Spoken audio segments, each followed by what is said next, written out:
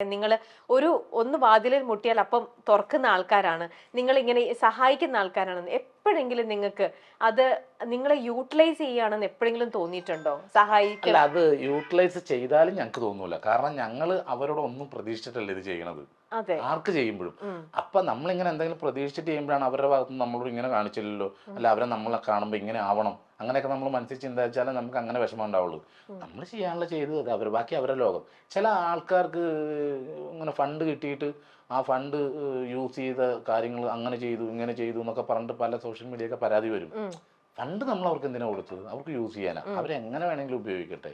അപ്പൊ അവിടെ കഴിഞ്ഞു. നമ്മുടെ സമൂഹത്തിൽ വേറെ കുറച്ച് പേരുണ്ട്, അതായത് അവര് ഒന്നും ചെയ്യാതെ അവർക്ക് ഇങ്ങനെ ഒന്ന് കിട്ടിയെന്ന് കാണുമ്പോഴത്തേക്ക് ചില നമ്മൾ തന്നെ റോഡിൽ കാണും ഭിക്ഷയായിരിക്കുന്നവർ. അവർക്ക് സുഖമായിട്ട് ആരോഗ്യമുണ്ട്, എല്ലാം ഉണ്ട്, അവർക്ക് പോയി നല്ല രീതിയിൽ ജോലി ചെയ്ത് പൈസ ഉണ്ടാക്കാം. അപ്പൊ എന്താണെന്നറിയോ, മെനക്കെടാൻ വയ്യ, ജോലി ചെയ്യാൻ വയ്യ, ഇങ്ങനെ നേടിയാൽ പൈസ കിട്ടുന്ന കാണുമ്പോൾ ചില ആൾക്കാര് ആ ഒരു ഇതിൽ തന്നെ എനിക്ക് പൈസ തരുമോ, എന്റെ പൈസയിൽ നമ്മുടെ ഈ ദാരിദ്ര്യം പറഞ്ഞ അവർ മറ്റുള്ളവരിൽ നിന്ന് പൈസ വാങ്ങിക്കും. നമ്മൾ അറിയുന്നില്ല ഇവര് നമ്മളെക്കാട്ടിലും ആരോഗ്യമുള്ളവരായിരിക്കും, അവർ ഒരു രീതിയിലും ജോലി ചെയ്യാനുള്ള മനസ്സ് അവർക്കില്ല. അവരും നമ്മളെല്ലാവരും കഷ്ടപ്പെട്ടിട്ട് പൈസ ഉണ്ടാക്കുന്നവരില്ല. അത്തരത്തിലുള്ള ആൾക്കാരും അവസ്ഥ വരുന്ന ആൾക്കാരും കടം മേടിക്കുന്നത് ശരിയായിരിക്കും, പക്ഷെ കടം നമ്മളും വാങ്ങിക്കാറുണ്ട്, പലരോടും വാങ്ങിക്കാറുണ്ട്, പറഞ്ഞ സമയത്ത് കൊടുക്കാൻ പറ്റാറുണ്ട്. അപ്പൊ ഈ കടം വാങ്ങണം നമ്മുടെ ഇല്ലായ്മ കൊണ്ടാണ്. അല്ല, അതിന് കുറച്ച് നല്ല ശരിക്കും ഉള്ളതുകൊണ്ട് ചില ആൾക്കാര് ഫേക്ക് ആയിട്ടും അങ്ങനെ ചെയ്യുന്നവരുണ്ട്, മെനക്കെടാൻ വയ്യ അവർക്ക്. നമ്മള് ഈ ഇവിടെ ഇതാണ് എടപ്പള്ളി സിഗ്നലിൽ ചെന്നാൽ മതി, നമ്മള് വണ്ടി ഇരിക്കുമ്പോ തട്ടിട്ട് ചോദിച്ചിട്ട് ഇല്ലെന്ന് പറയുകയാണെങ്കിൽ പുള്ളി നോക്കിട്ട് ആദ്യം ഇങ്ങനെ വരുള്ളൂ, ഇല്ലെന്ന് പറയുകയാണെങ്കിൽ ചിലപ്പോ നമ്മള് വഴക്കും പറയുമായിരിക്കും. അതെ, നമ്മുടെ വീടുകളിലാണെങ്കിലും ഇപ്പൊ നിങ്ങളുടെ ഫ്ലാറ്റ് ആണ്, നമ്മുടെയൊക്കെ വീട്ടിലാണെങ്കിലും ഇങ്ങനെ ഒരു കുഴപ്പമില്ല, ഫുൾ ആരോഗ്യത്തോടെ ഇരിക്കുന്ന ആൾക്കാരാണ്. അവർക്ക് ഒരു ജോലി ചെയ്യാൻ കഴിയില്ല, മടിയാണ് അവർക്ക്. എന്നിട്ട് എനിക്ക് അങ്ങനെ ഒരു സംഭവം ഉണ്ടായിട്ടുണ്ട്. വീട്ടില് ഒരു അമ്മച്ചി ഭക്ഷണം കഴിക്കാൻ വന്ന് പൈസ ചോദിച്ചപ്പോ ഞാൻ പറഞ്ഞു പൈസ തരാമോ, ഭക്ഷണം കഴിച്ചോന്ന് ചോദിച്ചു. അപ്പൊ പറഞ്ഞു ഇല്ല ഭക്ഷണം കഴിച്ചില്ല എന്ന് പറഞ്ഞേ. അപ്പൊ ഞാൻ പറഞ്ഞ ഇരിക്കും, ഞാൻ ഭക്ഷണം തരാന്ന് പറഞ്ഞിട്ട് ഞാൻ ഭക്ഷണമൊക്കെ എടുത്തോണ്ട് വന്ന് കൊടുത്ത് പറഞ്ഞു ശരി അമ്മ നന്നായി വരും എന്നൊക്കെ പറഞ്ഞ് എന്നെ അനുഗ്രഹിക്കുകയൊക്കെ ചെയ്തു. ഞാൻ പറഞ്ഞു ആയിക്കോട്ടെ. എന്നിട്ട് ഞാൻ പൈസ കയ്യിലുണ്ടായിരുന്നു, ചില്ലറ പൈസയായിരുന്നു, അത് കൊടുത്ത് 10 അങ്ങനെ എന്തോ പൈസ കൊടുത്തത്, എൻ്റെ കയ്യിൽ ഉണ്ടായിരുന്നില്ല. അപ്പൊ ഇല്ലാത്ത പൈസ കൊടുക്കാൻ ഇല്ലാത്തത് കൊണ്ടാണ് അവർക്ക് ഞാൻ ഭക്ഷണം കൊടുത്ത് വെള്ളമൊക്കെ കൊടുത്ത് അവരവിടെ ഇരുന്ന് ഭക്ഷണമൊക്കെ കഴിച്ച് വളരെ ഹാപ്പി ആയിട്ടൊക്കെ പോയിട്ടോ. ഞാൻ അകത്ത് പോയി അവരുടെ പാത്രം വെച്ചിട്ട് ഞാൻ തിരിച്ചു വന്നപ്പോഴേക്കും ആളെ കാണണില്ല. അപ്പൊ ഞാനോട് ഇത്ര വേഗം പോയോ, വന്നപ്പോഴേക്കും ഭയങ്കര പതുക്കെ ഇങ്ങനെ ഇത്ര വേഗം പോവാൻ നേരം ആയിട്ടില്ലല്ലോ എന്ന് ഓർത്ത് ഞാൻ വേഗം തന്നെ സിറ്റ് ഔട്ടിൽ നിന്ന് താഴത്തേക്ക് ഇറങ്ങി എന്റെ ചെരുപ്പിടാൻ നോക്കിയപ്പോ ചെരുപ്പ് കാണാനില്ല. ഞാൻ നോക്കിയപ്പോഴത്തേക്കും ചെരുപ്പില്ല. അപ്പൊ ഞാൻ ചെരുപ്പ് എവിടെ പോയി. അപ്പൊ എനിക്ക് തോന്നി ഇവരായിരിക്കും ഇട്ടേക്കണം, അല്ലാണ്ട് വേറെ ആരും ഇട്ടിട്ട് പോവില്ലല്ലോ. അപ്പൊ ഞാൻ എന്തെടുത്ത് ഞാൻ വേഗം തന്നെ ഓടി ഇവരെങ്ങോട്ടാ പോയെന്ന് വെച്ചാൽ അപ്പൊ തൊട്ടടുത്തൊരു ചേച്ചി ഉണ്ടായിരുന്നു, അവരോട് ചോദിച്ചു. അപ്പൊ അങ്ങോട്ട് പോകണമുണ്ടല്ലോ എന്ന് പറഞ്ഞു. എന്റെ വീടിന്റെ അടുത്ത്, എന്റെ വീട് അടുത്തടുത്ത് വീടുകളുണ്ട്. അപ്പൊ വീടിന്റെ തൊട്ടടുത്തൊരു അമ്പലമുണ്ട്. അപ്പൊ അമ്പലത്തിന്റെ ഫ്രണ്ടിൽ കുറച്ച് പറമ്പ്. ഇന്നിപ്പോ അവിടെ പറമ്പൊക്കെ മാറി. ഞാൻ ഓടിച്ചെന്നപ്പോ ഈ പുള്ളിക്കാരി വടിയും കുത്തി പിടിച്ച് നല്ല സ്പീഡിൽ പോകും. എന്റെ ചെരുപ്പ് ഇട്ടിട്ട് ചെരുപ്പ് എന്നെക്കാളും നല്ല പൊക്കമുള്ള ഒരു അമ്മച്ചിയാണ്, വലിയ നീളമുള്ള ഞാൻ ചെന്നു നീളമുള്ള കാലാ. അപ്പൊ എന്റെ ചെരുപ്പ് സത്യത്തിൽ അവർക്ക് കേറുന്നില്ല. എന്നിട്ട് അവർ അത് പിടിച്ചിട്ട് വേഗം പോയി. ഞാൻ ചെന്നിട്ട് ചോദിച്ചു അമ്മച്ചിക്ക് ഞാൻ കഴിക്കാനുള്ള ഭക്ഷണം തന്ന് വെള്ളം തന്ന് എല്ലാം തന്ന്. എന്നിട്ട് അമ്മച്ചി ആ ചെരുപ്പിട്ട് എന്നോടൊന്ന് ചോദിക്കാൻ പാടില്ലായിരുന്നു, അമ്മച്ചിക്ക് ഞാൻ തരില്ലായിരുന്നു എന്ന് ചോദിച്ചു. അപ്പൊ ഇല്ലമ്മ ഇത് എന്റെ ചെരുപ്പാന്ന് പറഞ്ഞു. ഞാൻ പറഞ്ഞു അല്ല ഇത് എന്റെ ചെരുപ്പാണ്. അപ്പൊ വേഗം ഊരിയവര്. ഞാൻ പറഞ്ഞു വേണ്ട അമ്മച്ചി കൊണ്ടുപോക്കോ, എനിക്ക് വേണ്ടാന്ന് പറഞ്ഞു. എന്നിട്ട് ഞാൻ അവർക്ക് അത് കൊടുത്തു. അതാ പറയണേ, നമ്മുടെ ഇവർ ഇത്രയും മനസ്സറിഞ്ഞ് ചെയ്തിട്ടും ഇവരുടെ ഇടയിലും കണ്ടോ നമ്മുടെ സമൂഹത്തിലുള്ള ആൾക്കാരല്ലേ ഇങ്ങനെ ഒരു ഇതാക്കണത്. പിന്നെ ആൾക്കാരുണ്ട് ശരിക്കും ആൾക്കാരുണ്ട്, പക്ഷെ ഈ പല ജാതി പല ആൾക്കാര്. നമുക്ക് എന്തായാലും നോക്കിയിട്ട് ഒന്നും ചെയ്യാൻ പറ്റില്ല. ആരും എന്തുമായിക്കോട്ടെ അവരുടെ അപ്പോഴത്തെ അവസ്ഥ കണ്ടിട്ട് നമുക്ക് ചിലരുടെ അപ്പത്തെ അവസ്ഥ കാണുമ്പോൾ നമുക്ക് ജെനുവിൻ ആയിട്ട് തോന്നും. അങ്ങനെ കണ്ട് മനസ്സറിഞ്ഞ് അവരെ സഹായിക്കുന്ന 2 ആത്മാക്കളാണ്, ഒരു ഐഡിയൽ കപ്പിളാണ് ഇപ്പൊ നമ്മൾ കണ്ടത്. ഞാൻ കൈരളി ചാനലിൽ ഷൂട്ടിന് നിൽക്കുക.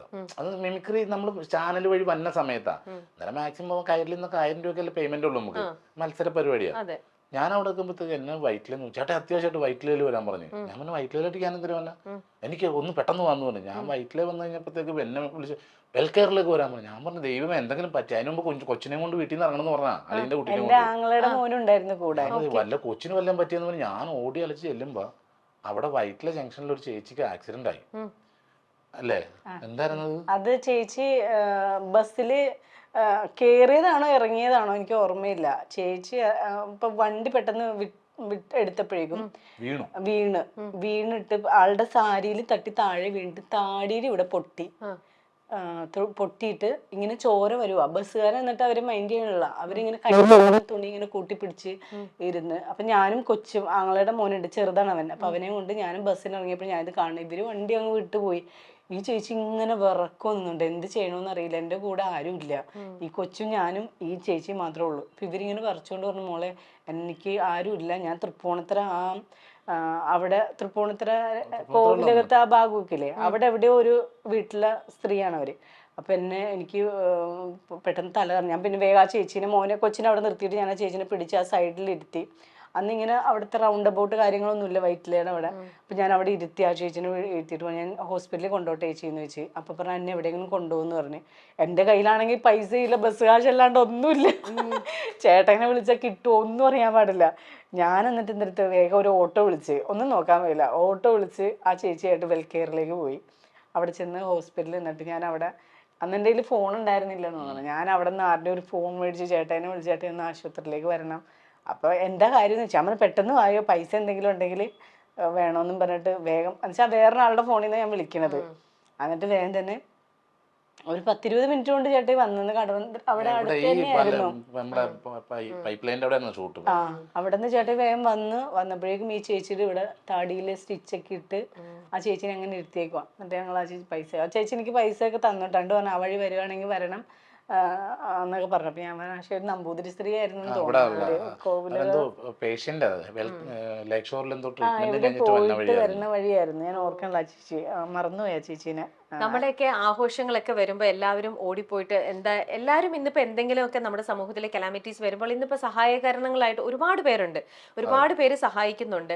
അതേപോലെ തന്നെ നമ്മുടെ ബർത്ത്ഡേയും നമ്മുടെ വീട്ടിലെ ആഘോഷങ്ങളുടെ സമയത്ത് എല്ലാവരും ഓർഫനേജിൽ പോയി ആ കുട്ടികൾ അവിടെ ഉള്ളവർക്കും അനാഥാലയത്തിലും എല്ലായിടത്തും പോയിട്ട് അവർ ഭക്ഷണം കൊടുക്കുക, അവർക്ക് വേണ്ട കാര്യങ്ങൾ ചെയ്തു കൊടുക്കുക. അല്ലെങ്കിൽ ചിലർ കുട്ടികളുടെ വിദ്യാഭ്യാസം ഏറ്റെടുത്തി അത് നടത്തുക.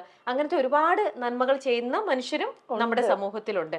അതേപോലെ തന്നെ എന്താ പറയാ, നമ്മള് ഇപ്പത്തെ നമ്മുടെ ഇപ്പം മീഡിയയിലൊക്കെ വന്നുകൊണ്ടിരിക്കുന്ന സിനിമാക്കാരെ മൊത്തത്തിൽ അങ്ങനെ നിങ്ങൾ ഒരിക്കലും ഇതാക്കി തള്ളി പറയരുത്. ഞങ്ങൾക്കൊണ്ട് കുറെ അമ്മമാര് ഇവിടെ പനങ്ങാടുണ്ട്, അവിടെ ഓണം ക്രിസ്മസ് ഒക്കെ ഞങ്ങൾ അവരുടെ കൂടെ എല്ലാം കൂടുതലും അവർക്ക് വേണ്ട കാര്യങ്ങൾ ചെയ്തു കൊടുക്കലും മെഡിസിൻ ആവശ്യപ്പെടും മെഡിസിൻ കൊടുക്കും. പിന്നെ അവർക്ക് മുയലിന്റെ ഒരു ഫാം പോലെ ചെറിയ രീതിയിൽ ഞങ്ങൾ സെറ്റ് ചെയ്ത് കൊടുത്ത് അപ്പൊ അവര് തന്നെ കഴിക്കണം അത്.